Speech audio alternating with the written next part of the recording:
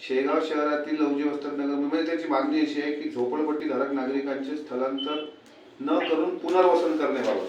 तर आता महाराष्ट्र शासनाचा जो शासन निर्णय आहे 31 डिसेंबर 2011चा, त्यानुसार शहरी विभागात झोपडपट्टीत राहणाऱ्या मातंगांची घरे बेकायदेशीर बांधली गेली असतील तर त्याची घरे नगरपालिका महानगरपालिका मार्फत नियमित करून सर्व सुविधा पुरविण्यात याव्या असा जर शासन निर्णय असेल आणि जर ते लोक तिथे अनेक वर्षापासून राहत असतील तर आणि त्यांना आता जर तिथला क्रीडा संकुल किंवा क्रीडा अधिकारी ते जागा सोडा असं म्हणत असतील तर मग त्यांना त्या मालकीची जागा देण्यासंदर्भात शासन निर्णय आहे. तर आता मग याच्यात आपण कसं न्याय देऊ शकतो या लोकांना?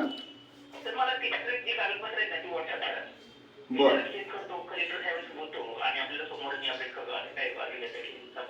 ठीक आहे. मी माझं पत्र पण देतो साहेबांना तसं. ठीक आहे, ठीक आहे. मी पाठवतो आपल्याला. मला पाठवा.